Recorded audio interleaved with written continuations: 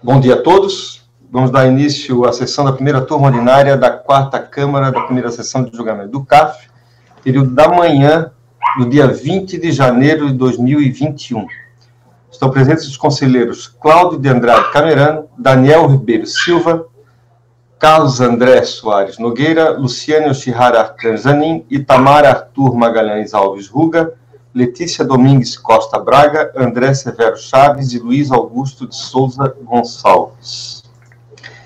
Nós teremos, nessa manhã do dia 20 de janeiro, duas sustentações orais para os itens 33, recorrente Iven S.A., na realidade antiga denominação de EDP, Energia, e o item 69, recorrente Axé Laboratórios Farmacêuticos. Nós vamos dar prioridade para esses dois processos, tá? De acordo com as orientações do CAF, e por isso, o item 33 é da relatoria da conselheira Letícia.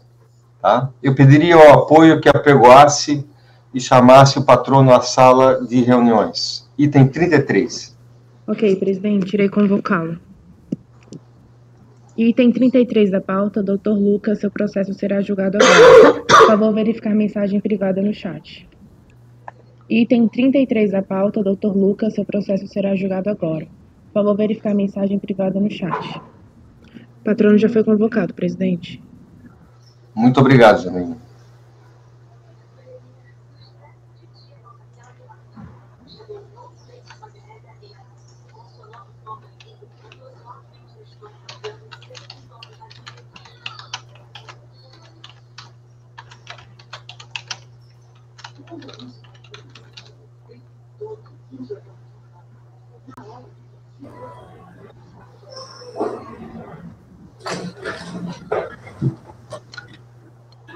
Bom dia. Bom dia, senhor presidente. Bom dia, turma. É o Dr. Lucas Porto Pereira, OAB-DF 51317, da Bichara Advogado. Perfeito. É isso? Perfeito, presidente. Sim, senhor. Muito bem. Vamos, então, apreciar o processo item 33 da pauta recorrente Iven S.A., atual denominação EDP Energia. É isso, doutora Letícia? Isso mesmo, presidente. Perfeito, presidente. Palavra, relatora. Bom dia a todos. Processo 10.880, 99.8324, 2011-28. EDP Energia do Brasil, sucessora da Iven S.A. Por bem expor o caso dos autos, reproduzo abaixo o relatório da delegacia de origem, complementando a seguir. Trata-se de manifestação de inconformidade, requerendo o saldo negativo disponível do ano calendário de 2000, que não fora utilizado no prazo legal. Constatou-se que, embora a Perdecomp, com demonstrativo do crédito retificado por outro Perdecomp, tenha sido transmitido dentro do prazo de 5 anos, contado da data da apuração do saldo negativo, houve a transmissão de Perdecomp relativa ao mesmo crédito para o qual, na data de sua transmissão, já estava extinto o direito de utilização do saldo negativo em função do decurso de prazo. A empresa EDP, na qualidade de sucessora da Iven, apresentou manifestação de inconformidade, alegando em síntese que, nos termos do artigo 6º, parágrafo 1º, inciso 2º da Lei 9.430, assistia ao contribuinte o direito de utilizar o saldo negativo de RPJ do ano calendário de 2000 na compensação do imposto que viria a ser apurado no ano seguinte, ou ainda requer a restituição do montante pago maior.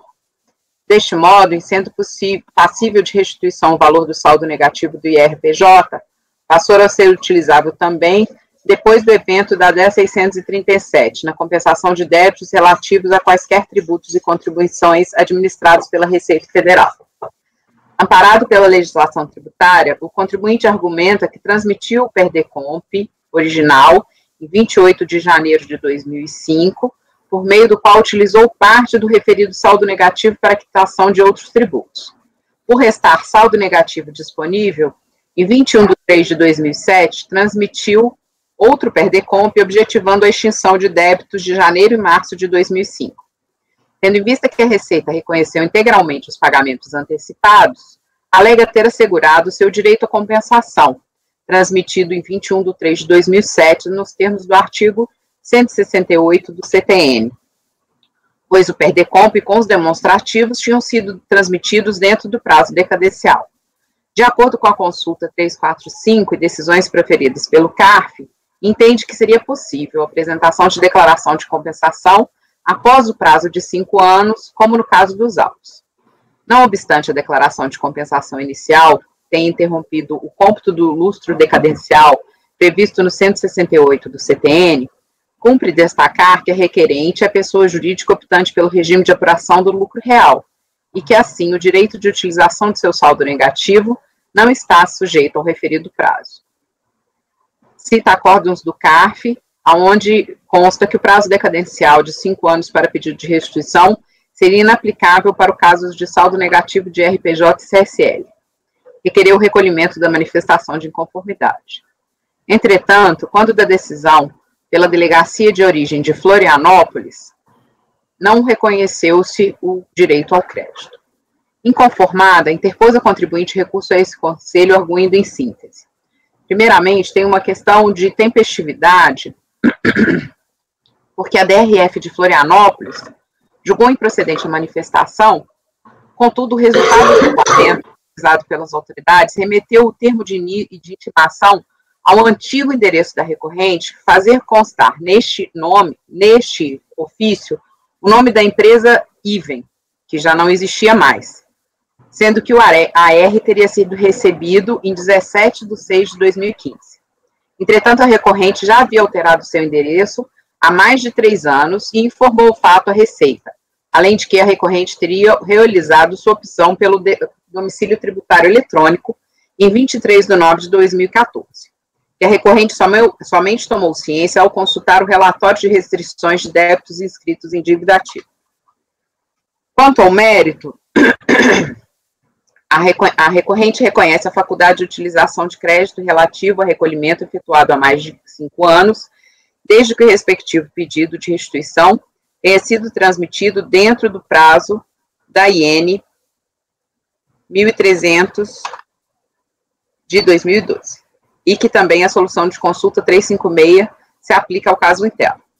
Que inexiste prazo decadencial para utilização do crédito de saldo negativo, que o crédito decorrente do imposto de renda na fonte, 258.372, foi computado no saldo negativo do exercício de 2001, restando cristalina a possibilidade de a recorrente utilizar em 2007 referido crédito para quitação do IRPJ do ano calendário de 2005. Através da PERDECOMP atual, razão pela qual requereu o provimento do recurso voluntário e a reforma do acórdão recorrido, sendo integralmente homologada a compensação objeto da mencionada declaração. Este é o relatório do essencial, presidente. Muito bem, com a palavra, doutor Lucas. Presidente, obrigado, relatora. Mais uma vez, bom dia a toda a turma. Inicialmente, eu gostaria, mais uma vez, de reforçar, foi muito bem explicado pelo relatório da nossa querida relatora, a questão da tempestividade do recurso, uma situação até um pouco diferente, porque à época do pedido de compensação, quando apresentamos a manifestação de conformidade, a situação não tinha ocorrido o recebimento foi feito no endereço correto, e agora, com o julgamento do acórdão, nos deparamos com isso, mas há elementos mais que suficientes nos autos, juntamos a informação da alteração do endereço, enfim, isso já tinha DTE à época do julgamento, do envio da notificação, então há elementos que provam que houve um erro por parte da administração pública e nosso recurso estaria aí plenamente tempestivo.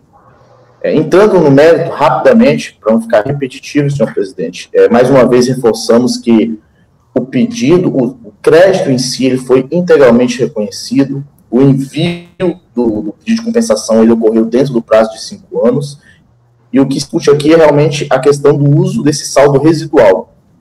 E, portanto, a recorrente entende que, por força do parágrafo único do artigo artigo 68 da IN 1717 de 2017, né, abre aspas, vou fazer uma leitura rápida. O sujeito passivo poderá apresentar declaração de compensação que tenha por objeto crédito apurado ou decorrente de pagamento efetuado há mais de 5 anos, desde que referido crédito tenha sido objeto de pedido de restituição ou de ressarcimento apresentado à RFB antes do transcurso do referido prazo, que é justamente a situação dos autos, senhor presidente. Por isso, requer, né, o provimento do nosso recurso voluntário com a homologação total do pedido de compensação apresentado. Fico aqui à disposição para esclarecimentos, presidente. Obrigado, doutor Lucas. Com a palavra a relatora para dar o seu voto. Preliminarmente, com relação à tempestividade do recurso, apesar dele não ter sido interposto no prazo de recebimento do AR, qual seja 17/6/2015, não 2045, verifique que a contribuinte realmente não estava mais no endereço constante do aviso de recebimento, e tampouco que a razão social constante do aviso era coincidente com a da contribuinte, conforme se comprovado pelos documentos acostados aos autos. Assim, apesar de o recurso ter sido interposto em 3/11/2015, como a intimação não foi válida, pois o endereço e a denominação social estavam equivocados, considero tempestivo o recurso e dele conheço. Alguma dúvida? Parar aí ou podemos continuar, presidente? Alguém tem alguma dúvida a respeito desse ponto? Ok, pode continuar, doutora. Quanto ao mérito, a discussão central do presente processo refere-se à possibilidade ou não da Perdecomp constituir causa de interrupção do prazo prescricional para pedido de compensação do saldo negativo. Nesse mesmo sentido, registre-se o acórdão 11.01.00.672, relatado pela conselheira Deli, que foi devidamente citado na decisão. Demonstração do direito creditório em Decomp, interrupção do prazo prescricional, inocorrência. A demonstração integral do direito creditório em Decomp não se presta a interromper o prazo prescricional previsto em lei para pedido de restituição de indébito, pois a manifestação de vontade contida em Decomp limita-se à afirmação do crédito utilizado para a liquidação dos débitos compensados. Esclarecedora transcrição de parte do voto da conselheira relatora. Ausente disposição específica sobre a matéria, é possível interpretar, a partir das determinações legais correlatas, antes descritas, que a interrupção da prescrição somente ocorre quando o titular do crédito manifesta seu direito em face do credor pela via adequada. Prazo em curso, por sua vez, refere-se ao pleito de restituição de indébito, de forma que só a manifestação de vontade neste sentido seria hábil a produzir os efeitos interruptivos pretendidos pela recorrente. A Decomp, porém, não veicula pedido de restituição do indébito total apurado, mas apenas e implicitamente da parcela utilizada em compensação. Isso porque a compensação, nos termos do 1562 do CTM, é forma de extinção do crédito tributário, a qual se materializa mediante a oposição de um direito do sujeito passivo, tido por líquido e certo e de natureza tributária, contra o indébito tributário por ele reconhecido perante a Fazenda Nacional. Logo, o direito creditório apresentado à Fazenda Nacional nesta operação é o valor utilizado para a liquidação do débito, ainda que demonstrado em sua integralidade. A alteração da medida provisória 66, convertida na Lei 10.637, no artigo 74 da 9.430, deixa claro que a manifestação de vontade contida na Decomp limita-se à afirmação do crédito utilizado para a liquidação dos débitos compensados. Essa interpretação também está exteriorizada em atos normativos da Receita Federal desde a edição da Instrução Normativa 460 de 2004. Todavia, adequando-se às disposições legais antes transcritas, a IN firmou corretamente o posicionamento no sentido de que o sujeito passivo deve manifestar seu interesse em restituir a integralidade do indébito até o término do prazo previsto para tanto, sob pena de prescrição de seu direito à devolução de parcela até então não utilizada em compensação. Admitir que o crédito veiculado na Decomp, correspondente ao valor integralmente demonstrado, poderia ter outras consequências desfavoráveis ao sujeito passivo, tendo em conta que a 12.249 há a penalidade que toma este valor como referência. Como bem observado da decisão decorrida, tendo o contribuinte se utilizado da declaração de compensação, a informação na ficha relativa ao crédito só diz respeito aos débitos informados naquele documento, não podendo o excesso ser considerado como pedido de restituição passível de utilização futura. Caso o crédito apontado pelo contribuinte seja líquido e certo, bem assim superior ao débito compensado, o resultado da análise dessa declaração implicará tão somente a homologação da quitação desse débito, mas não o reconhecimento do direito creditório relativo à parcela do crédito não utilizada na compensação. Tanto é assim que, nos casos em que o crédito informado na DECOMP é superior ao débito compensado, o contribuinte não é restituído do excedente. Tendo em vista que o crédito que se pretende compensar refere-se a pagamentos indevidos realizados há mais de 5 anos, impossível seu reconhecimento. Em face do exposto, nego o provimento ao recurso. É como voto, presidente.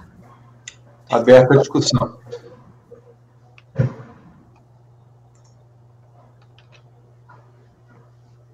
Doutor Carlos.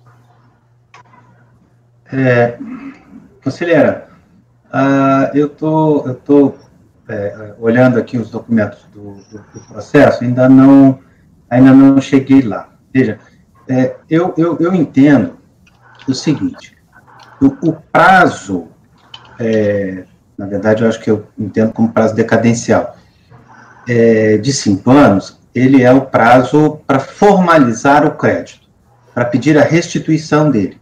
É o prazo para fazer o PER, né? E o crédito que for formalizado, devidamente certo, formalizado dentro do prazo decadencial, ele pode ser usado numa declaração de compensação, mesmo após os 5 anos. Que o prazo legal lá do Código Tributário é apenas para a primeira norma jurídica, que é a norma que reconhece o direito creditório, né? E não para a extinção do crédito tributário com a utilização do valor formalizado. A minha dúvida aqui, que eu estou tentando olhar, é que houve a apresentação, o crédito é de 2000, né?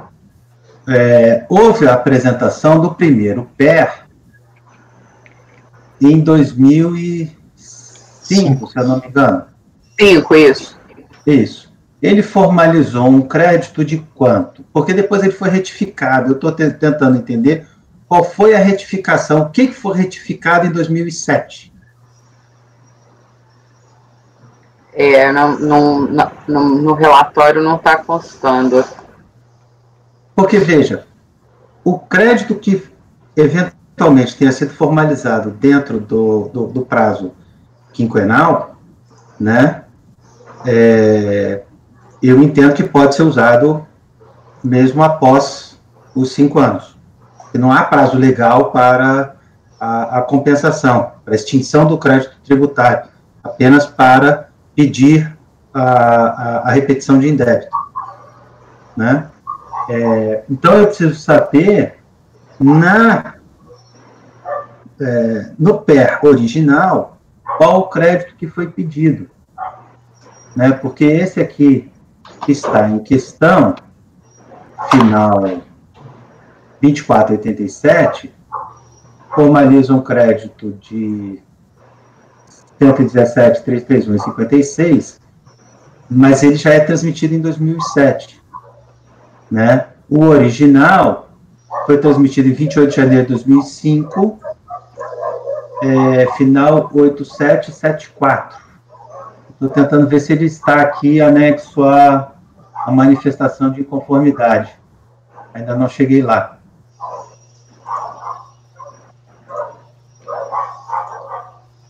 O despacho decisório também não tem aqueles anexos, né? É porque o despacho decisório não tratou propriamente disso, né? Esse é o entendimento, será, da maioria da turma? Porque eu acho que a gente vai entrar nessa discussão se houver o reconhecimento. Eu acho que nós nunca julgamos isso aqui, né, presidente? Não, eu acho que... A gente já apreciou algumas vezes aqui, Joyce. Eu acho que a questão do prazo decadencial nós já julgamos, eu acho que no sentido, inclusive, do que colocou o conselheiro Carlos André, que você tem 5 anos para pedir a restituição, mas a compensação pode passar desse prazo, desde que, quando do primeiro pedido, tenha sido apreciado o crédito como um todo, né? Porque você reconhece o crédito, né? Quando da primeira decomp, da primeira PER decomp, você reconhece, porque dali para frente ele basta que ele apresente decomp, não PER junto, né? Dali para frente ele pode apresentar só decomps, tá? A primeira não, a primeira é uma PER decomp, tá? Onde ele pede restituição e pede também a homologação da compensação, faz a compensação, mesmo que não integral daquele crédito que ele alega possuir, né? Então, quando dá análise do primeiro crédito, da primeira PER decomp, a autoridade já diz, olha, você tem direito a se restituir de tanto. Eu acho que isso nós já analisamos, sim, e na linha do que foi colocado pelo conselheiro Carlos André. Né, Camerano? Você que tem uma memória muito mais... Não, eu não me lembro, eu confesso que eu não me lembro de ter utilizado isso, não, mas eu já... Eu estou defendendo a tua bola aí, tu me... Não, diz aqui no CAF, né? Mas eu já li e reli esse voto do Leon, inclusive eu participei desse voto aí, evidentemente que eu não me lembrava de que eu tinha participado do voto, mas o voto da DRJ de Florianópolis é o Leon, e eu estava lá como presidente. Mas uma coisa é você reconhecer o crédito, tá? Outra coisa é você utilizar esse crédito, e foi isso exatamente o que está no voto da DRJ, entendeu? Eu reconheço que existe o crédito. Agora, quando eu for utilizar, se eu for utilizar uma decomp daqui a 10 anos, evidentemente que eu não posso mais utilizar esse crédito. Já passou o período de 5 anos para eu utilizar. Uma coisa é reconhecer, outra coisa é utilizar, entendeu? Eu confesso que, para mim, já adiantando aqui, eu partilho inteiramente do voto da DRJ e da conselheira. Não vejo, eventualmente a gente já enfrentou isso algumas vezes. Você tem um prazo para o reconhecimento do crédito. Você não, depois que você tem o reconhecimento, assim como não tem um prazo decadencial para analisar saldo negativo, a lógica é a mesma. Você tem um crédito lá, você pode ir utilizando ele, até porque para você utilizar você precisa ter débito, né? Então você precisa ter débito para conseguir dar vazão àquele crédito ali reconhecido. Você impedir que ele utilize porque eventualmente ele não teve débito de tributo, ao meu ver, da mesma forma que você não impede uma análise de um saldo negativo de um crédito de 5, 10 anos atrás para analisar a certeza de liquidez, a gente já tem algumas decisões aqui nesse sentido. Eu não me lembro. Se puder recuperar aí... Eu também não me lembro, não. Até gostaria de ver, porque realmente eu não me lembro desse fato. Não me lembro. Ok. Doutor Carlos André. Presidente, eu não me lembro se eu cheguei a fazer um voto nesse sentido. Eu me lembro que eu já ter feito vamos dizer assim, esse raciocínio jurídico na fundamentação de algum voto que eu dei, mas não me lembro se era exatamente decidindo essa matéria. Mas o que acontece? Aquilo que eu faço o meu raciocínio de que forma? Você tem duas normas jurídicas. Você tem uma norma jurídica que é o pedido de restituição, a repetição do indébito, né, em que o credor é o contribuinte, né, o devedor é a União, né, e que uma vez que você demonstra o seu direito líquido e certo, tem como consequência o reconhecimento do crédito, e aquele crédito entra para o seu patrimônio.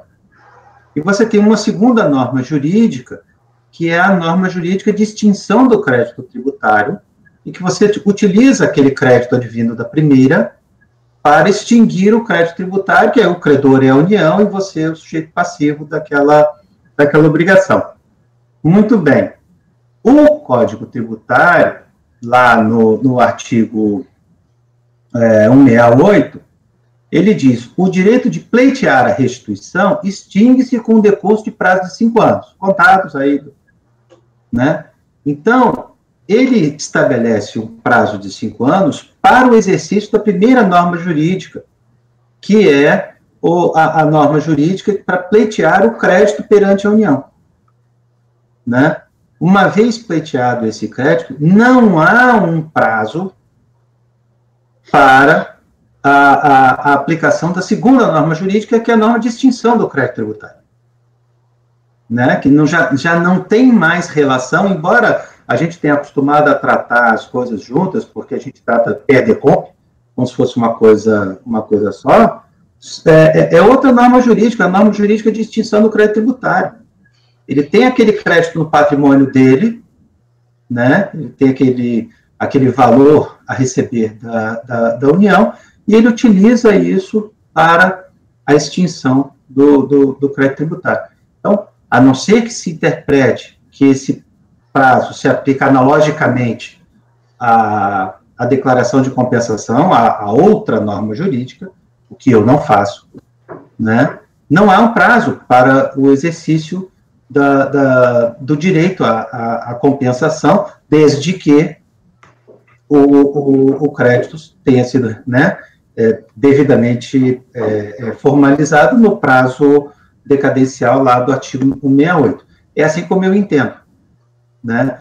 Mas eu ainda não consegui encontrar aqui qual foi o crédito formalizado dentro do prazo quinquenal, né, para saber que seria o PER original, né? Que se a retificação alterou o crédito, ela não pode alterar o crédito depois de 5 anos, porque já foi atingido pelo prazo decadencial, né?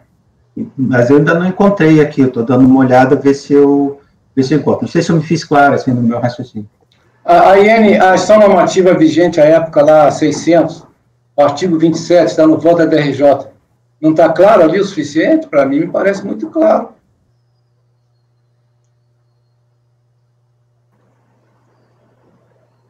Só um momento. Eu também concordo, Camerano. Eu acho que essa justificativa de que a questão, por exemplo, da aplicação da multa, se houvesse o direito creditório que não está sendo compensado, se ele fosse passível de penalidade também, assim como uma perder-comp sem crédito, eu acho que isso de uma certa forma, porque você teria a opção de pedir a restituição, né? Você não precisa ficar com aquele crédito.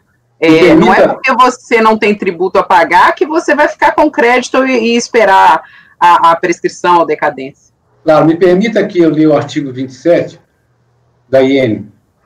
O crédito do sujeito passivo para com a Fazenda Nacional que exceder ao total dos débitos por ele compensados mediante a entrega da declaração de compensação, né, somente será restituído ou ressarcido pela Secretaria da Receita Federal, caso tenha sido requerido pelo sujeito passivo, mediante um pedido de restituição ou pedido de ressarcimento formalizado dentro do prazo previsto no artigo 68 do CTF. Mas é isso, dentro do prazo. Mas tem que fazer outro. Tem que fazer outro. Diz o que eu falei. Eu entro na mesma lógica do Carlos.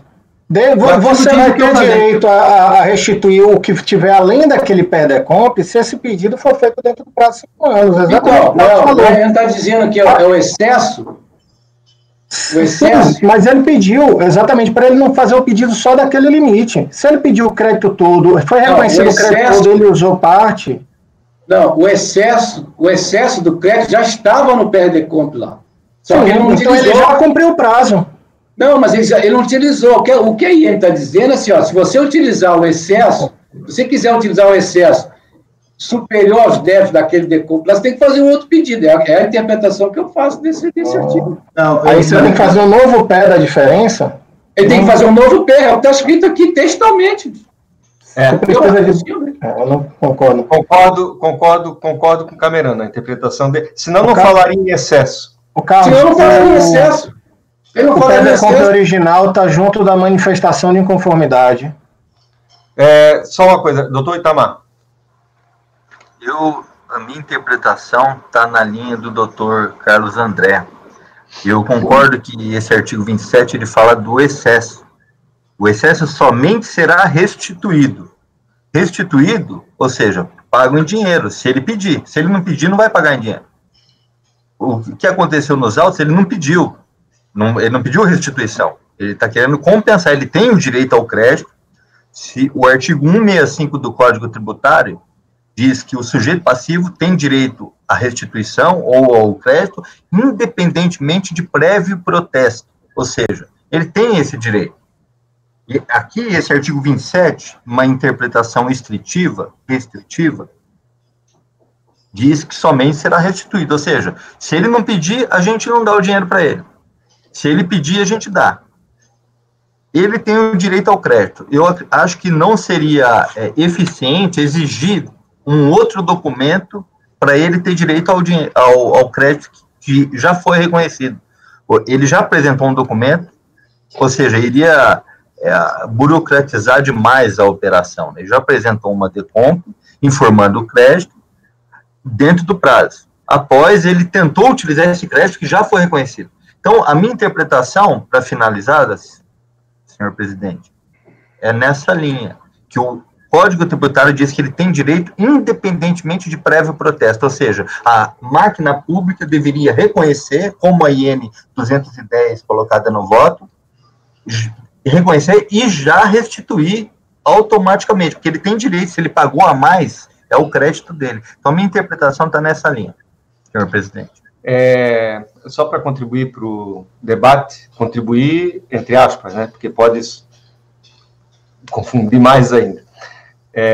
Na linha do que disse o doutor Camerano, tá? E na interpretação que ele fez, com a qual eu começo a me alinhar. Vamos supor, eu apresento um PERDECOMP hoje, tem um crédito de 200 mil, coloco o crédito de 200 mil na PERDECOMP, e compenso apenas 50 mil, tá?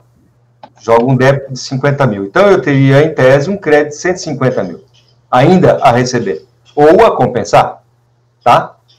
Qual é o instrumento que eu vou utilizar dali para frente para me restituir?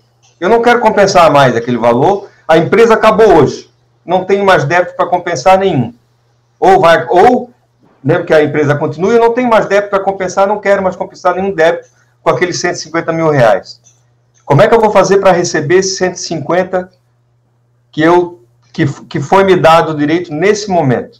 A Receita não vai te dar automaticamente, tá? Por isso que eu acho que a interpretação que o doutor Camerano deu, com base no artigo da IN, ela é a mais correta. Você tem que fazer um novo pedido, com base naquele crédito que já foi deferido, para que seja restituído esse valor, em espécie. Entendeu? Eu vou passar a palavra para o doutor Carlos, depois para o doutor Daniel, que já havia um pedido. Doutor Carlos. Bom, na minha interpretação, o artigo 27 aqui diz exatamente o que eu falei. Né? O que diz aqui?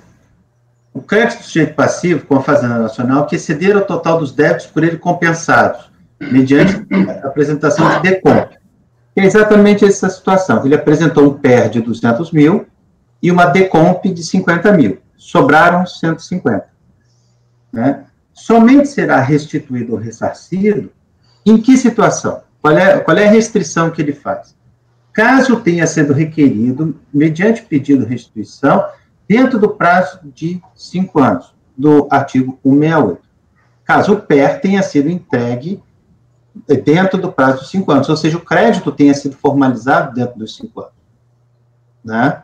Veja, aqui ele não fala do prazo para decomp, para usar este crédito que ele tem direito.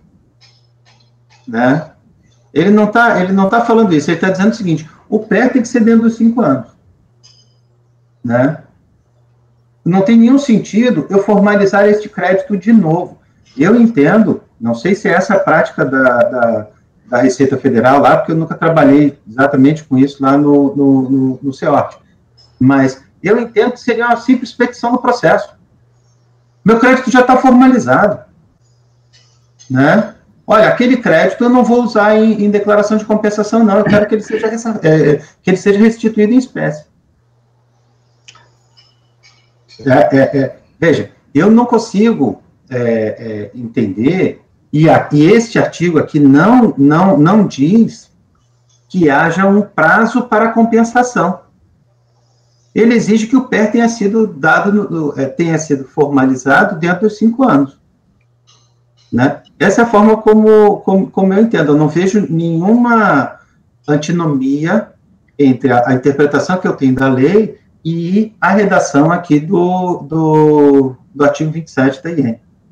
Tá, só para eu, apesar de já ter passado pelo CEORT 2 vezes, eu confesso que eu não me lembro como é que é efetivado esse procedimento, tá? Agora, com relação ao que você falou, Carlos, esses 150 que estão lá ainda, que ele teria direito, né? Mas ele não pediu no primeiro momento para compensar, em alguns casos não tem processo, é tudo eletrônico. Em alguns casos, o sistema trata de forma eletrônica, tá? Não tem um processo físico para você vir de novo e requerer. Tá entendendo? Você teria que fazer um pedido de alguma forma. Nem que seja um requerimento, enfim. Não sei, tá? Não sei mesmo, confesso que não sei. Tá? Então, assim, se houvesse processo físico, como é o caso aqui, ótimo. Mas não... Em alguns casos, na grande maioria dos casos, não tem. Entendeu? A PRDCOMP é tratada de forma eletrônica pelo SCI. Tá? SCC. Doutor Daniel, diga. Presidente, nessa linha, a norma jurídica que garante o direito à restituição é o CTN. O CTN dá um prazo de 5 anos para você pedir o crédito do pagamento indevido. Tá? Da mesma forma, você chega lá, você apurou um saldo negativo, você vai levar 2, 3, 4, 5 anos para compensar esse saldo negativo, e a Receita tem a possibilidade de analisar a certeza de liquidez a qualquer período, eu também não posso impedir que o contribuinte tenha o direito à restituição do crédito. Ele já fez o pedido já foi reconhecido, até por análise de norma de interesse da administração pública. É muito mais interessante para a administração pública ir compensando esses débitos ao longo do tempo do que restituir isso em espécie. Tá? E também não vejo a menor lógica de ter um novo pedido de restituição. Eu estou vendo aqui, tem algumas decisões do CAF nesse sentido. Se o crédito foi formalizado dentro do prazo de 5 anos, não há como impedir a utilização desse crédito via DECOMP, mesmo que a DECOMP ultrapasse esse prazo de 5 anos depois. Tá? Realmente eu concordo com o Carlos André. Não vejo no artigo 27 nenhuma antinomia, e eu acho que o artigo 27 ele tem que ser interpretado conforme o número 8 do CTN, que é a norma jurídica que garante o direito à restituição. Só isso a título de contribuição, mas eu estou pegando aqui uns precedentes também da Câmara Superior para passar. Pois mas também tem precedentes no sentido oposto, que eu verifiquei, que tem precedentes falando que o crédito somente pode, que o que é reconhecido na PRDCOMP é somente aquele pedaço que se pediu a restituição, mesmo que você verifique o todo. Então, eu acho que a questão de interpretação, não existe decisão unânime nas câmaras superiores, eu acho que aí é uma questão de interpretação. Eu verifiquei a matéria para poder fazer o voto e eu entendi que era mais razoável nesse sentido, mas eu acho que é puramente interpretativo, eu acho que estamos prontos para votar, presidente. Além de ser, posso falar, senhor presidente? Só pela ordem, Camerano, o Itamar tinha pedido. Depois eu passo a palavra para ti. Microfone, Itamar, microfone. Eu concordo com a doutora Letícia. A questão de interpretação está muito bem fundamentado o voto dela, mas por uma questão um pouco técnica, que eu queria também, que ainda não foi citado, o artigo 165 do CTN, o prazo é decadencial. O artigo 168, o prazo é prescricional, ou seja, o prazo para você pedir alguma coisa, pagar, receber, é prescrição. O prazo para direito, você tem o direito, é decadência. E ele tem o direito. O CTN não fala em relação ao direito, fala ele tem o direito independentemente de prévio protesto, ou seja, ele formalizou o pedido, ele pediu uma compensação dentro dos 5 anos. Ele não pediu uma restituição, ele informou que ele tem um crédito, formalizou o direito dele, foi reconhecido.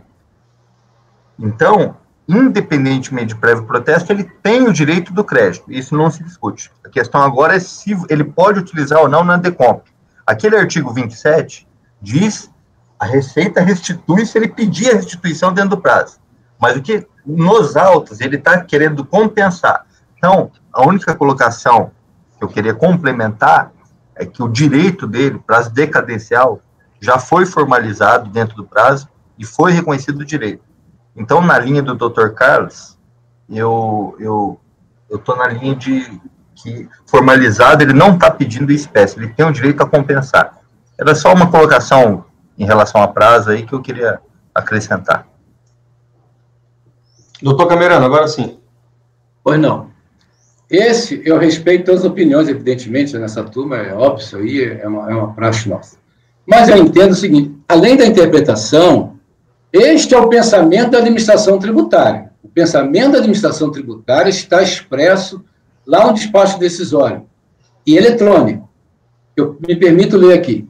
Embora o PERDECOMP, como demonstrativo do crédito, tenha sido transmitido dentro do prazo de 5 anos, contar da data da apuração do saldo negativo, houve transmissão de outros PERDECOMP relativos ao mesmo crédito, para os quais, na data de sua transmissão, já estava extinto o direito de utilização do saldo negativo em função do decurso do prazo legal. Isso é pensamento da administração.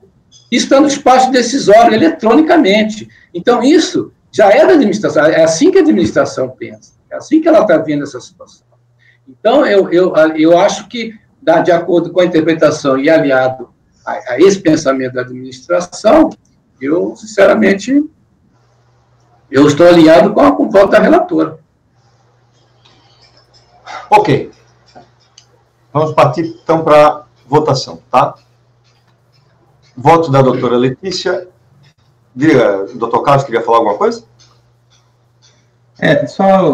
Porque, veja, embora eu tenha, né, uma tese distinta da relatora, eu não me sinto em condição de julgar, se for esse entendimento que eu tenho for vencedor, eventualmente, porque eu não tenho aqui o PER original no processo, ainda não encontrei, pelo menos, né?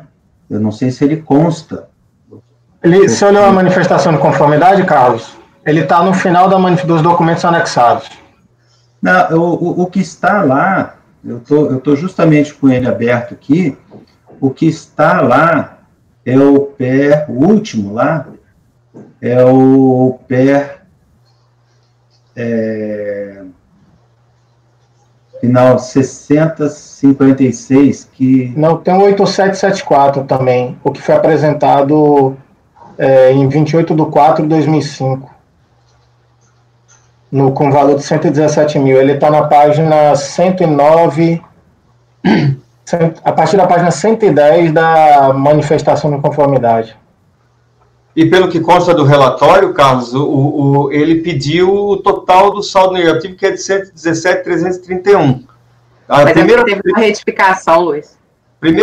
Mas o primeiro parágrafo do relatório, vocês podem ler lá, trata-se manifestação de conformidade, interposta com a disparada, por meio do qual a autoridade administrativa não homologou a compensação declarada no PERDECOMP 2487, pois uma parte, 71 mil, do saldo negativo disponível de 117, do ano calendário de 2000, não foi utilizada no prazo legal. Alguém tem a PJ aqui dentro? Não. Aqui, número da declaração, final 2487. Não. Esse 2487 é o de 2007. Presidente, se eu puder só também acrescentar um ponto, tá? Veja como a interpretação... Lógico que aqui é norma de interpretação, né? E o Camerano falou, essa é a interpretação da administração pública. Veja que na IN 1300 de 2012, isso já ficou de forma absolutamente clara nessa IN, que não era existente na época, logicamente, no artigo 41 do parágrafo 10. O sujeito passivo poderá apresentar declaração de compensação que tenha objeto crédito apurado decorrente de pagamento efetuado há mais de 5 anos, desde que o referido crédito tenha sido objeto de pedido de restituição ou ressarcimento apresentado à Receita antes do transcurso do referido prazo. Então, assim, na verdade, a IN 1300 já trouxe de forma clara essa interpretação que o Carlos está trazendo, que você precisa entrar dentro do prazo de 5 anos com pedido de restituição, e você pode utilizar esse indecomp depois, né? Então, isso mostra que a interpretação da administração pública sempre foi essa. Está aí na IN 1300 de 2012, artigo 41, parágrafo 10. De forma clara e expressa.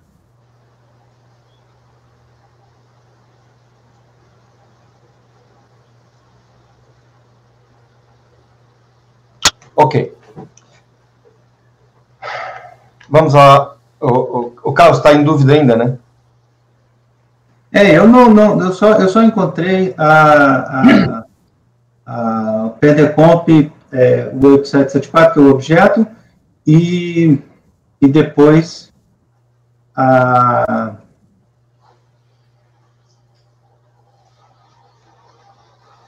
Só um momentinho, deixa eu ver aqui. O que a gente... Qual é o número da PDComp que foi apresentada primeiro, Carlos? A primeira? 14? 24 e 37, o final. Isso. Não, primeira. Não, A primeira é 8774, não é? 87, 74. 8774. Isso. E a retificadora? Ela foi 0014. editada... 0014. Então, lá na manifestação de conformidade, lá no final, tem a análise do crédito e despacho decisório, da 0014. E na ele trouxe o 0014. Isso, tá, mas está lá, Carlos, com certeza. Olha aí, abra o arquivo da manifestação de conformidade. Lá no final. Tá, tu vai na página 107. É porque ele junta as duas. Então, olha aí, essa daí é apresentada em 2005. Essa é de 28/4/2005. Isso, dentro do prazo. Olhe lá o saldo. É o final 6056. Ah, tá. Porque ela retificou a 8774. Essa 8774 que não está aqui. Exatamente. A 8774 não está aqui. Mas essa já não está dentro do prazo? Está dentro do prazo dos 5 anos. Então isso daí já supera a outra, né? Isso. Agora entendi. Essa tem o 117.331/56. Né? Se a razão é só a questão do prazo, né, eu entendo que este crédito formalizado neste PER, dentro do prazo de 5 anos, ele pode ser utilizado posteriormente em decomp para compensação, mesmo que depois dos 5 anos. Ok, beleza. Vamos partir para a votação, então. Doutor Camerano, o voto é por negar provimento ao recurso. O que eu tinha que expor, eu já expus, presidente. Ok. Eu acompanho o voto da relatora. Acompanha, relator. Sim. Só deixa eu anotar aqui.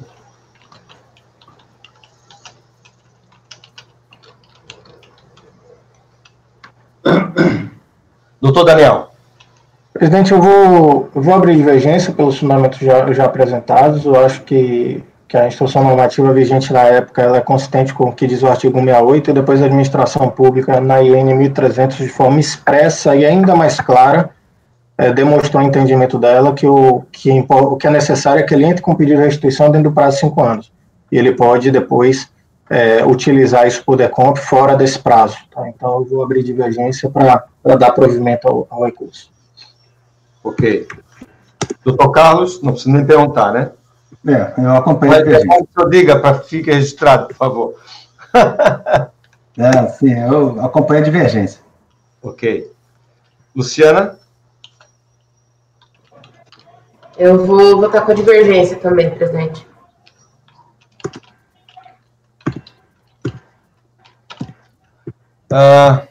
Doutor Itamar?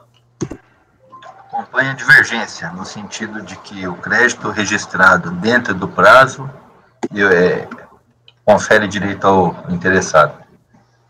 Ok. Doutor André? Bom, presidente, eu ainda não tinha analisado esse caso de forma aprofundada, né? Confesso que à primeira vista eu estava mais tendente a acompanhar o voto da relatora, mas pelos debates, analisando o artigo 68 e até as próprias instruções normativas, para mim ficou claro que realmente o prazo de 5 anos é para se pleitear o crédito e não para utilizá-lo. Então, como foi pleiteado dentro do prazo, eu vou acompanhar a divergência. Ok.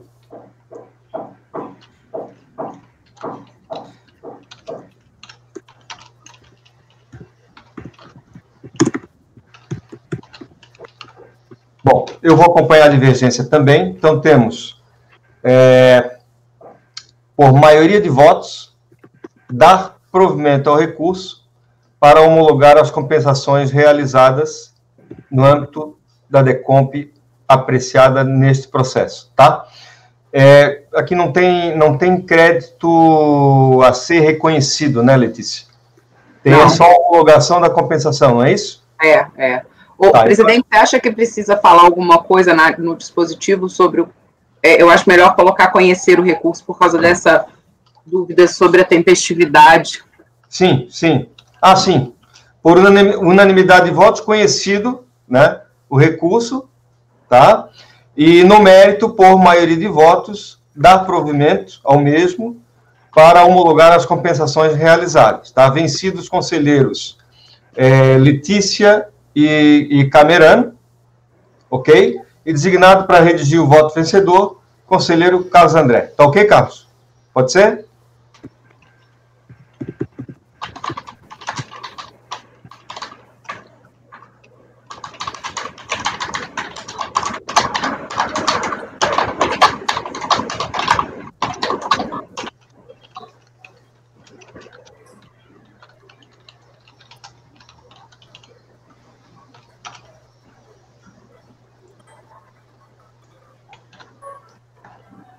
Doutor, pegou a decisão direitinho? Anotado, presidente, agradeço. Bom dia, né, a todos da turma, um ótimo trabalho. Muito bem, muito obrigado também. Até mais. Tchau. Vamos lá. Ô Luiz. Diga. Na época que eu fui estudar essa matéria, a primeira vez e tal, eu fui tomar as minhas lições com o doutor Mauro Erlo. Mauro Erlo. Que tem exatamente essa posição que eu externei aqui. Dr. Mauro Erlo, para quem não conhece, colega nosso da CEOC, trabalhou a vida inteira na tributação da Delegacia de Florianópolis, é uma das cabeças mais fantásticas que eu conheço em termos de memória. Você quer saber de determinada norma, ele tem a norma na cabeça a qualquer momento que você queira, né? É uma verdadeira enciclopédia ambulante, normativa. Não é isso, Carlos? É a única pessoa que eu conheço que lê o Diário Oficial todos os dias pela manhã. Todos os dias pela manhã, né? Não é uma pessoa de, digamos assim, de fino trato, não é verdade, Carlos? Né? Por isso que a gente precisa respeitar, né, a posição dele. Não, quando eu falo fino trato, não é nenhuma crítica aí, por favor, né? Porque tá gravado isso aqui. Mas ele tem uma dificuldade de comunicação, é esse o problema, né? Ele é monossilábico, ele fala o mínimo necessário, né? Só que, por outro lado, tem uma verve, né, doutor Carlos? Tem ele é bastante crítico, e a sua crítica é muito mordaz, tá entendendo? É uma figura, uma grande figura. Gosto muito dele, trabalhei a vida inteira com ele, e boa lembrança, viu, Carlos? Boa lembrança. De vez em quando eu me socorro com ele também. Bom, então nós vamos julgar agora o item, deixa eu ver aqui, 69, doutor Carlos Rachel Laboratórios, tá? Pediria o apoio que apregoasse o processo, por gentileza, e chamasse o patrono à sala. Ok, presidente, irei convocá-la. Item 69 da pauta, doutora Diana, seu processo será julgado agora. Por favor, verifique a mensagem privada no chat. Item 69 da pauta, doutora Diana, seu processo será julgado agora. Por favor, verificar a mensagem privada no chat. A patrona já foi convocada, presidente. Obrigado, Janaína.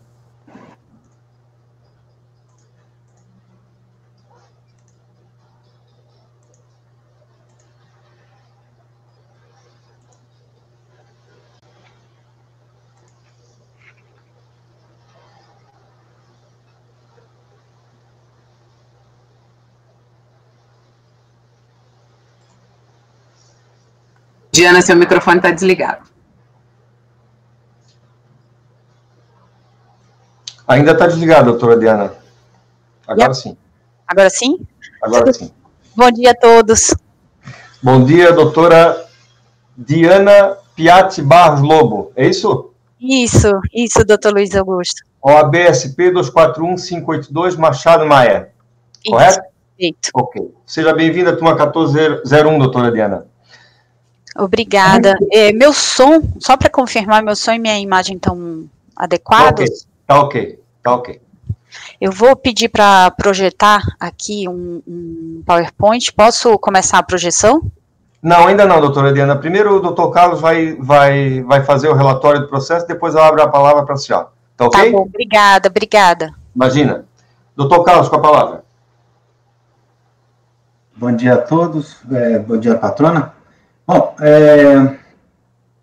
aqui é um lançamento de contribuição social em razão de excesso de compensação de base negativa de contribuição de anos anteriores, né? Quer dizer, a fiscalização, quando foi fazer esse trabalho, ela levou em consideração o resultado de processos de fiscalização anteriores, né, que repercutiram no saldo de base negativa da CSLL, e chegou à conclusão de que no ano de 2009 teria havido um excesso de compensação. E esse é o objeto do lançamento. Eu vou tentar ser um pouco didático, porque são muitos detalhes, muitos processos e tal, para facilitar o entendimento.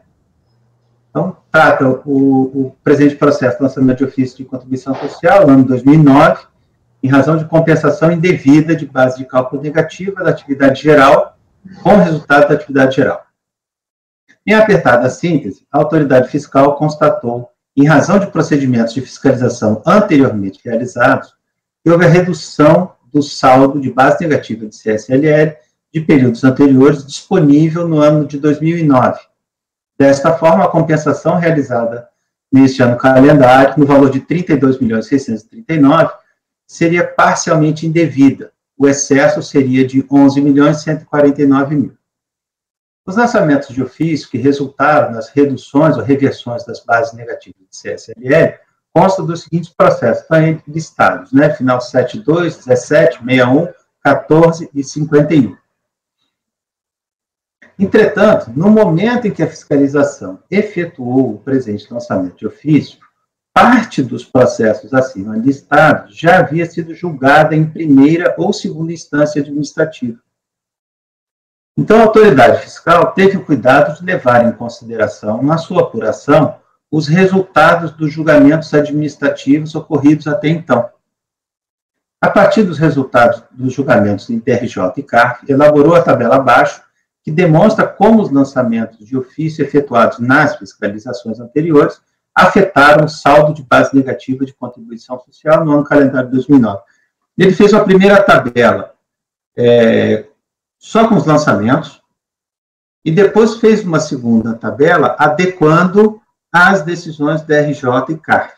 E essa tabela que está reproduzida aí no meu relatório, né? Então, veja que começa lá em março de 2002, junho, setembro, quarto trimestre de 2002, e segue os períodos anteriores até 2004, né, que foram objeto de fiscalizações anteriores, e a repercussão depois, com aproveitamento 2005, 6, 7, 8, até chegar a um saldo de 21.374.000, né, como teria havido, então, uma compensação de 32.523.000, teria dado um resultado de 11.149.000 de excesso, né? Essa é a tabela elaborada pela fiscalização.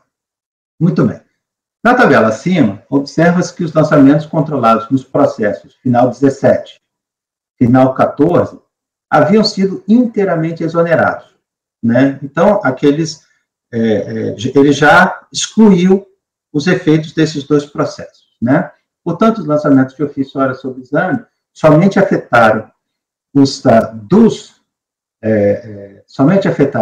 saldo na base negativa, os lançamentos de ofício controlados nos processos final 72, final 51 e final 61, que haviam sido apenas parcialmente exonerados. A partir desse demonstrativo, a autoridade fiscal elaborou de forma didática a tabela abaixo, a qual demonstra a compensação de bases negativas de contribuição feita pela contribuinte nas DIPJs, bem como o ajuste feito no procedimento fiscal a partir dos lançamentos de ofício anteriormente mencionados, de acordo com os julgamentos até então realizados. Então, aqui ele detalha, veja que na coluna da esquerda é a apuração do contribuinte, na coluna da direita, os dados alterados pelo procedimento fiscal, conforme os resultados dos processos da tabela anterior. Né? Então, vejam aí, né, período a período, começando lá no primeiro trimestre de 2002, e prossegue até a demonstração final, lá já na página 6 do relatório, o período base de 2009, chegando lá ao excesso de 11.149.000. Vê-se que, segundo a autoridade fiscal, a contribuinte dispunha no ano calendário 2009 do saldo base negativo no montante de 21 milhões, como realizou uma compensação de 32, teria incorrido no excesso de 11.149. Né? Bom, teve também o lançamento de RPJ, mas é outro processo. A contribuinte apresentou a impugnação, eu reproduzo aí o relatório da autoridade julgadora de piso, mas como nós vamos ter a sustentação, eu deixo a parte para a patrona. A impugnação foi julgada parcialmente procedente. Né? Em apertada síntese, a DRJ Rio de Janeiro levou em consideração os reflexos no presente processo do julgamento feito pelo CARF no processo final 72.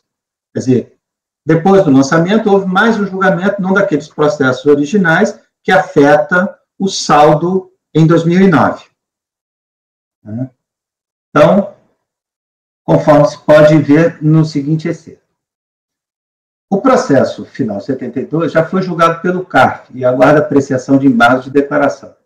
O julgamento do CARF afastou a base tributável de 47.351.000, referente a ganhos e perdas de capital na alienação de investimento avaliado pelo valor do patrimônio líquido, o valor de 17.341, remanescendo o saldo de 30 milhões. Esse saldo influenciará no presente feito, conforme o cálculo demonstrado abaixo. A DRJ-RJ1, a partir do resultado do julgamento do processo final 72, reapurou o saldo de base negativo de contribuição social em 2009. Desta forma, o excesso de compensação foi reduzido de 11.149.000 para 5.946.000.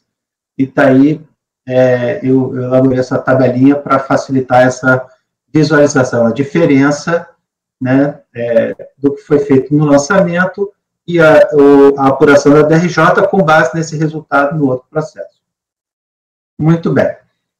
E resignada com a decisão de piso, a contribuinte interpôs recurso voluntário. Na peça recursal, apresentou as seguintes alegações. Eu vou fazer só alguns destaques para passar para a patrona.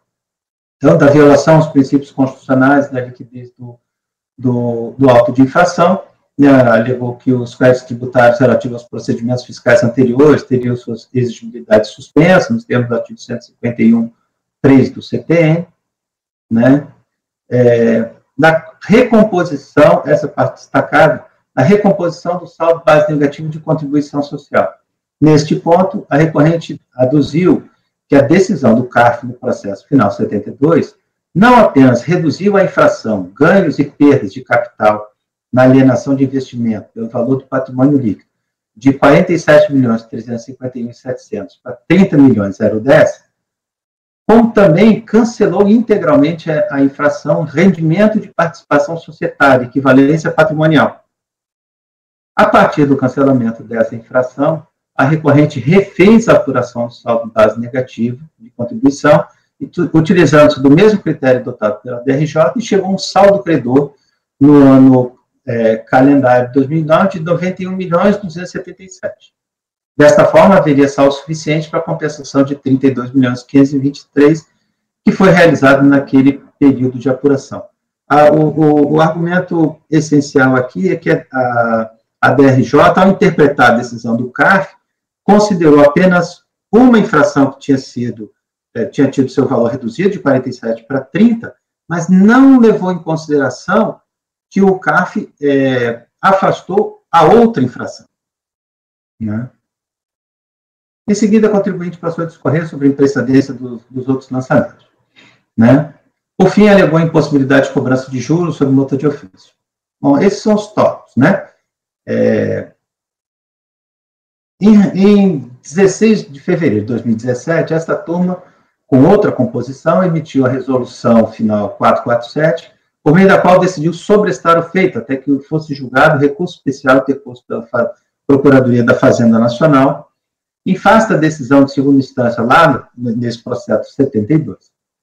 A razão para tanto era a possibilidade da decisão daquele processo afetar o saldo de base negativa de contribuição e, por consequência, influir na matéria sob análise neste processo.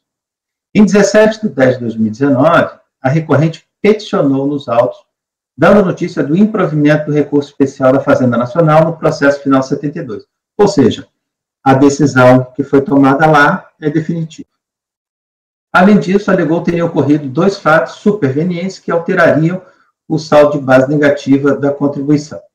Né? Está transcrito aqui, mas eu vou deixar isso para a patrona apresentar esses argumentos. Ao final da petição, a recorrente reiterou o pedido de cancelamento do auto e adicionou o pedido de recomposição do saldo da base negativa de contribuição no ano calendário de 2009. Então, esse é o relatório, presidente. Muito bem. Doutora Diana, com a palavra. Bom, vou reiterar aqui meu bom dia a todos. Acho que é a primeira vez que eu estou fazendo sustentação oral aqui nessa turma na pandemia, então eu começo desejando a todos muita saúde e que a vacina de todos chegue rapidamente. Obrigada, doutor Carlos, pelo relatório. Acho que foi muito pontual e muito preciso nos destaques que eu gostaria de fazer aqui na apresentação da defesa. Eu vou já projetar, mas antes eu queria só reforçar, tal como foi destacado pelo relator, que esse processo aqui não tem necessariamente uma discussão de mérito da composição da base tributável do CSLL, e sim é um reflexo de outros processos, e no termo de verificação fiscal, se a gente for examinar ali, ele faz referência só ao aproveitamento de base de cálculo em período base negativa em anos anteriores. Então aqui, basicamente, a gente está tratando do reflexo de outros processos no julgamento desse. E essa foi a principal razão que em 2017, como foi destacado também pelo relator, numa composição anterior, que eu acho que, na verdade, só a doutora Luciana, eu acho que participava dessa composição quando do julgamento desse processo, foi entendido, e a relatoria da época era do doutor Luiz Rodrigo, que era necessário aguardar a solução final dada pelo CAF no processo, que é o final 2007-72. O relator também fez menção à existência do outro processo que foi também julgado por essa turma, que é o processo de IRPJ, seria o irmão desse, né, o irmão gêmeo, a discussão do IRPJ, também foi julgado na relatoria do doutor Rodrigo, foi julgado um pouco depois, terminou tendo uma solução diferente, mas é uma solução que os critérios aplicados vão corroborar a linha de defesa da empresa aqui no caso concreto. Feitos esses esclarecimentos aqui pontuais e preliminares, eu vou projetar, se os senhores não conseguirem ver, por favor avisem, já destaco que eu não sou das melhores aqui no quesito tecnologia, e se eu fizer algum equívoco aqui na projeção, por favor me informe. Ok.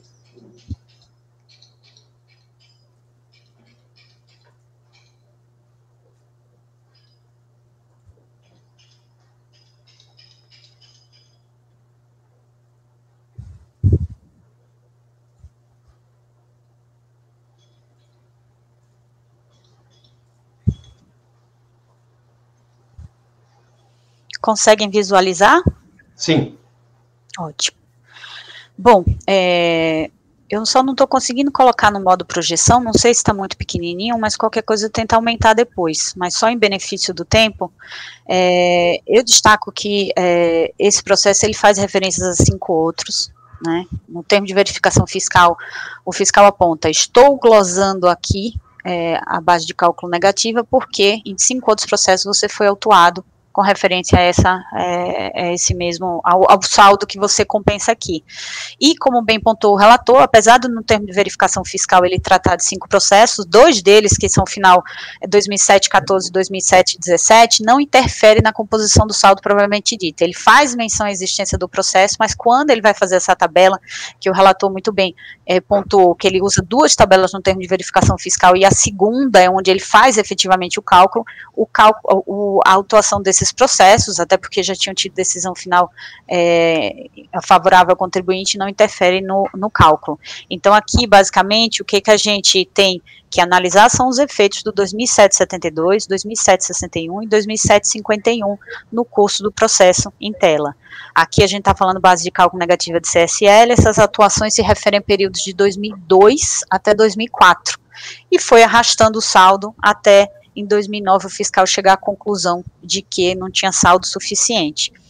Acho que o ponto de maior atenção aqui é o resultado com relação ao 2772. Esse caso, ele foi sim julgado recentemente pela Câmara Superior de Recursos Fiscais, que admitiu parcialmente o recurso especial da Fazenda Nacional e na parte admitida negou provimento, confirmando a decisão do CARF, dizendo, olha, está quase que integralmente cancelado esse auto de infração.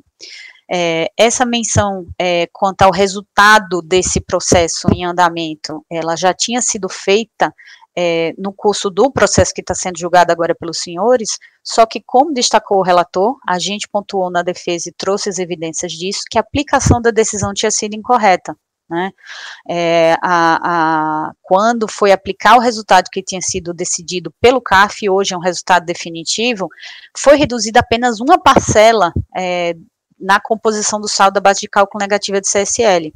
Essa argumentação também foi levada nesse processo gêmeo, que foi analisado por essa turma em momento anterior, se eu não me engano, acho que foi em 2018, na composição que o doutor Luiz Rodrigo era relator, e lá, na análise, ele fez exatamente essa observação também de identificar e dizer, olha, faltou considerar o resultado favorável com relação ao item 3 e ao item 2 e parte do item 1, que aplicados esses resultados naquele processo cancelava parcialmente e nesse processo aqui cancela integralmente o auto de infração. Por quê? Porque se a gente for recompor considerando o resultado do processo de final 2772 a base de cálculo negativa de 2002, 2003, 2004 até 2009, que é o que a gente está em discussão aqui, teria saldo suficiente não só para compensar com o resultado de 2009, como inclusive para compensar posteriormente nos anos seguintes, né? Volta para um valor de mais ou menos 91 milhões de base de cálculo negativa, e aqui a gente está tratando de 32 milhões de composição. Então, mais do que suficiente para fazer esse resultado, para ter o cancelamento com relação a esse processo. E, além disso, especificamente com relação a esse período em referência, um destaque que foi feito pela parte nessa petição que foi posteriormente apresentada em 2019, certo, doutor Carlos? Foi em 2019 que a gente apresentou essa petição, isso, foi que existia também um erro de quantificação no processo, que o fiscal tinha deixado de considerar bases negativas apuradas no período, que deveriam ter sido consideradas de toda forma, e ainda um fato superveniente, que eu chamo a atenção dos senhores, que o resultado, o lançamento do 2004-94, 2014-94. Esse auto de infração, ele trata também da base da apuração referente ao ano calendário 2009, ele versa sobre essa mesma grandeza, quer dizer, CSL apurada em 2009, por outro motivo, ele determinou a adição ao lucro real e à base de cálculo da CSLL, mas no fim o resultado, como a empresa, ele tem como resultado o efeito, né, a glosa desse mesmo prejuízo, que no fim é os 32.523, a empresa, inclusive, naquele caso específico, como tratava de uma outra adição, que era uma adição que a empresa entendeu que oportunamente deveria ser paga, a empresa pagou, então quer dizer, esse 2014-94, que trata de CSL de 2009, foi pago, né, e também como fato superveniente deveria ser observado no curso do julgamento aqui desse processo, caso os senhores entendam que na primeira linha de argumentação, que ela por si só, que o resultado 2772 não seria suficiente, que quantitativamente, matematicamente eu já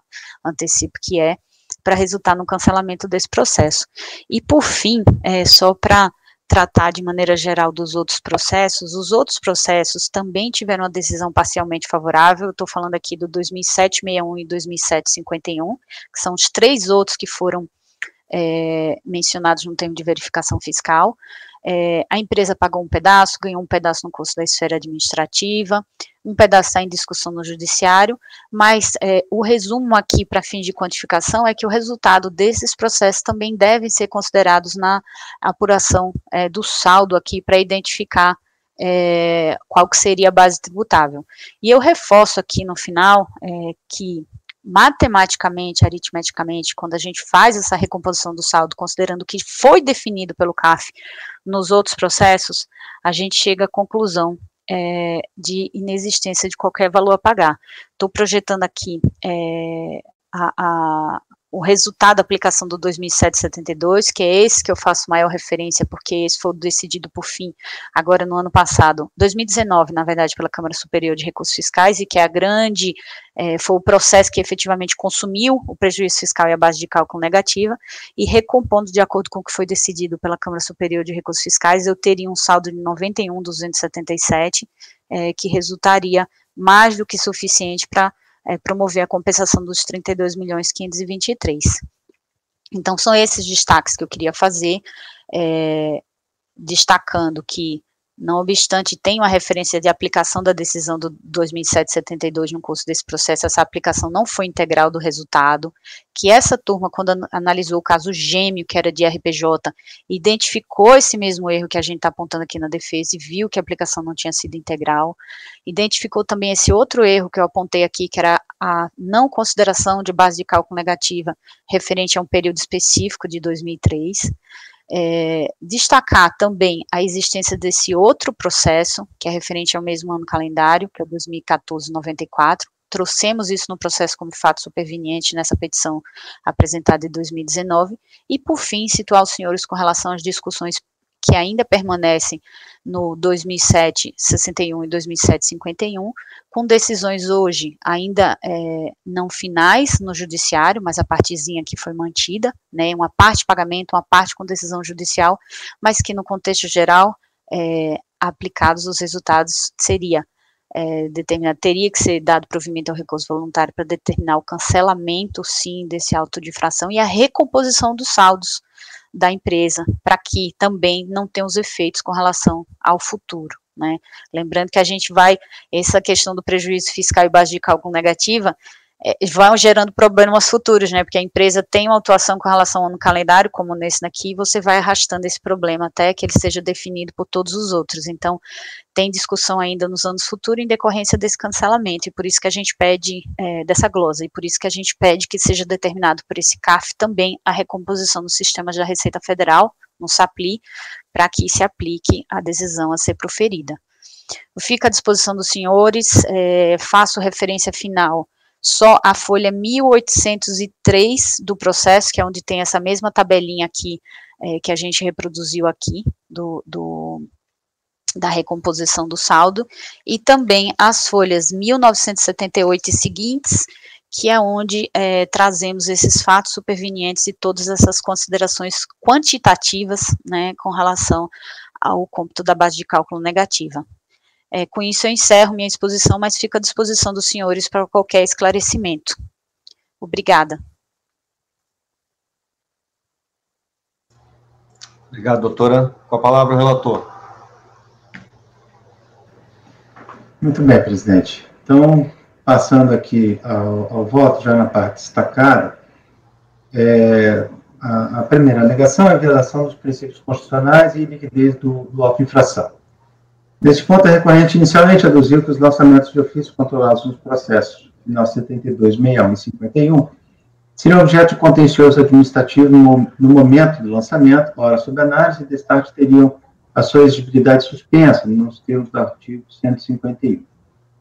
Na esteira desse raciocínio, a recorrente alegou que o presente lançamento de ofício não poderia ter sido lavrado em razão dos princípios da ampla defesa, do contraditório e do devido processo legal. Tenho que a tese da contribuinte não deva prosperar. Não sei se é necessário fazer essa é uma matéria que a gente já conhece aqui longamente na turma. Acho que não há necessidade de eu passar por todo o raciocínio. Eu estou afastando, né, essa preliminar de nulidade. Ok, pode prosseguir. Muito bem. Da recomposição do saldo de base negativa de contribuição social. Neste tópico, a recorrente, em síntese, pediu a reforma da decisão de piso em razão da autoridade julgadora ter deixado de considerar parte das infrações que foram afastadas no julgamento de segunda instância administrativa no processo final 72. Eu cito aí o trecho da peça recursal, que trata da matéria. Nesta matéria, creio ter razão a recorrente.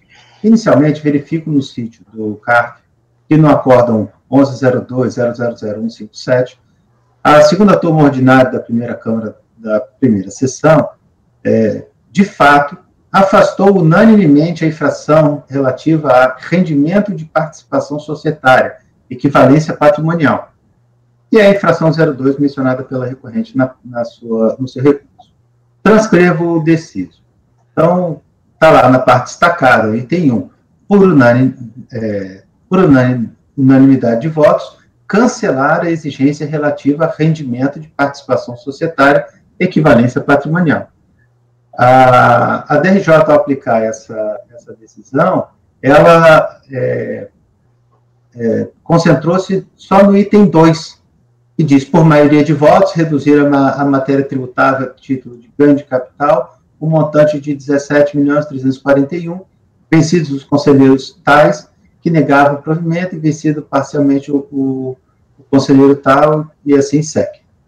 Né? Muito bem. Entretanto, ao examinar a decisão ora recorrida, constato que a autoridade julgadora ACO levou em consideração apenas o item 2 do acórdão acima mencionado. Para que não pairem dúvidas, reproduzo o trecho da decisão primeira, e aí copio aqui o trecho da decisão da DRJ que fala sobre o assunto. Também é oportuno lembrar que a Câmara Superior não deu provimento ao recurso especial da Fazenda Nacional. Assim, a decisão da Câmara Baixa é definitiva. Impõe-se a reforma da decisão de primeira instância. É preciso expurgar da apuração de ofício os valores relativos à infração rendimento de participação societária, equivalência patrimonial, nos seguintes valores: 560.239 em março de 2002, 20.504 em junho de 2002 e 40.990 em setembro de 2002. Vejamos a tabela elaborada pela fiscalização. Está aqui a tabela onde ele considerou esses valores, né, que parte daquela tabela inicial que eu tinha, que está no meu relatório. Partindo-se, então, da apuração feita pela fiscalização e ajustando os valores de saldo e base negativa de contribuição social, conforme decisão do processo final 72, obtém-se um saldo de base negativa de contribuição disponível no ano calendário de 2009, no valor de 87.502.000. Está aí demonstrado, né? Aquilo que foi considerado no lançamento, o que foi considerado na DRJ e o que está sendo considerado neste voto. Então, vejam que no final de 2008 ele tinha um saldo, então, de 87.502, fez o aproveitamento de 32 milhões e ainda permanece com saldo. Então, é suficiente para o cancelamento do auto. Então, esse saldo é suficiente para dar suporte à compensação feita pelo contribuinte no valor de 32.523.000. Assim, neste ponto, é de se dar provimento ao recurso voluntário para cancelar o auto de infração de real. Juros sobre multa de ofício, tem súmula, né? Determinação do saldo de base negativa de contribuição social no ano de 2009, que foi, inclusive, mencionado agora no final pela patrona. Conforme relatado, na petição protocolada em 17 de 10 de 2019, a recorrente alegou a ocorrência de dois fatos supervenientes que, no seu entender, afetariam o saldo de base negativa de contribuição em 2009. Em vista desses fatos, a contribuinte reiterou o pedido de cancelamento do auto e, adicionalmente, requereu que esta turma de julgamento determinasse o efetivo saldo da base negativa de contribuição em 2009. Quanto à matéria de mérito neste processo, que versa sobre o auto de infração, lavrado para apurar de ofício a contribuição social do ano de 2009, essa já foi inteiramente resolvida conforme o tópico anterior deste voto. Entretanto, quanto ao segundo pedido da contribuinte, que não havia sido feito no recurso voluntário, penso que seja o caso de não ser conhecido. Explico. Inicialmente, reproduz o texto da petição que tratam da matéria. Só a parte destacada aí, né? Abre aspas.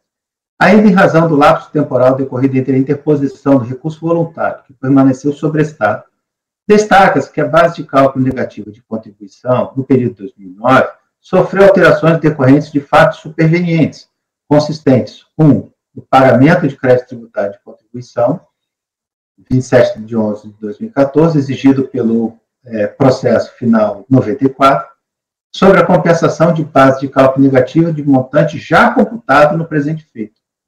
E 2, na oposição de embargos de execução fiscal, em maio de 2015, para discutir parte dos valores exigidos pelo processo final 61, os quais aguardam julgamento.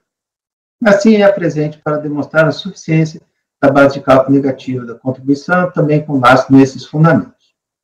Né? E lá, então, prosseguindo na parte destacada, com efeito, deve ser determinada a recomposição dos valores registrados no SAPRI, para que também sejam considerados os pagamentos realizados, a fim de que seja reconhecido que a requerente faz jus a saldo de base de cálculo negativo no ano calendário de 2009, em valor muito superior ao valor ora discutido, o que afetará demais processos administrativos em que a requerente discute a compensação de saldo de base de cálculo negativo de contribuição social. Assim, como consequência do pagamento ora noticiado, o saldo de base de cálculo negativo de contribuição, a que faz jus neste período, não só é suficiente para extinguir integralmente o débito em discussão, como também deverá ser reconhecido o saldo de base negativa no montante de R$ 91.277.000 ao fim do ano calendário de 2009, o que impactará lançamentos reflexos que também decorram originariamente das glosas deste período. Né? Passo aos meus comentários. Pelos que desbordam da competência das autoridades julgadoras e do escopo do processo, tanto o pedido de reconhecimento do saldo negativo no montante de R$ 91.277.000, quanto o pedido para que esta turma determine a unidade local que recomponha no seu sistema interno, sistema SAPLI, o saldo de base negativa conforme os valores pretendidos pelo contribuinte. Né? Eu cito aqui a lição do Dr. Gilson. Né? Portanto, a competência dos julgadores administrativos está limitada à revisão do ato primário realizado pela autoridade administrativa da RFB.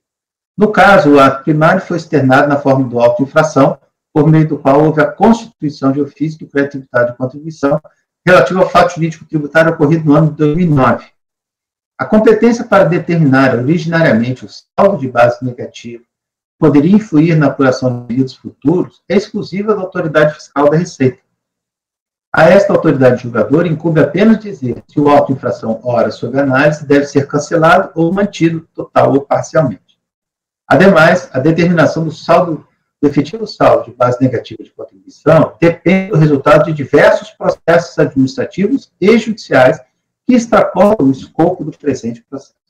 Ora, como poderia esse julgador determinar que a unidade da RFB ajustasse seu controle sobre o saldo de base negativa de contribuição, sistema SAPLI, com fulcro no processo administrativo final 94 ou nos embargos de execução ofertados perante o Poder Judiciário?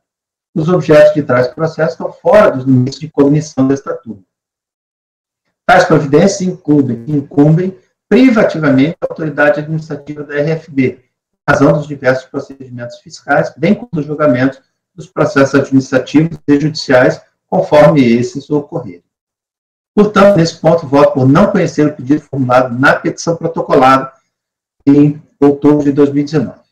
E, em conclusão, então, voto por dar provimento ao recurso voluntário para cancelar o auto de infração relativo à contribuição social devida no ano calendário de 2009.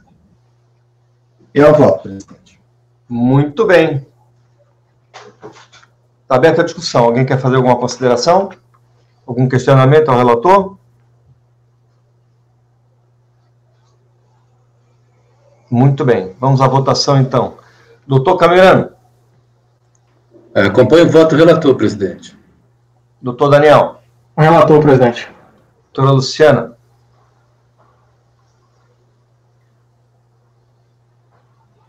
Acompanho o relator, presidente. Doutor Itamar. Com o relator, presidente. Doutora Letícia. Eu parabenizo o relator também por deixar o que era tão difícil fácil, Claro que a sustentação da doutora Diana também nos auxiliou muito, mas era um processo bem intrincado. Acompanho o relator, presidente. Doutor André. Também acompanho o relator, presidente. Também acompanho o relator e faço minhas as palavras da doutora Letícia, viu, doutor Carlos? Realmente, o senhor conseguiu deixar uma coisa que é intrincada, difícil de compreender, que são esses relacionamentos entre diversos processos, né? Conseguiu esclarecer muito bem no seu voto e está de parabéns, tá? Então, temos por unanimidade de votos afastar as arguições de nulidade no mérito da provimento ao recurso voluntário para cancelar a auto-infração relativa à CSL devida no ano calendário de 2009. Alguma dúvida, doutora? Não, presidente, obrigada pela participação de todos, pela atenção. Parabenizo também ao relator pelo cuidado que examinou o processo e agradeço a oportunidade aqui de sustentar na turma. Tá ok. Até a próxima, então, doutora Diana. Tchau, tchau. Obrigada. Até mais. Tchau, tchau.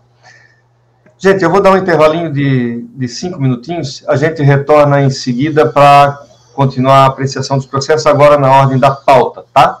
Apoio, por gentileza, você pode interromper a gravação?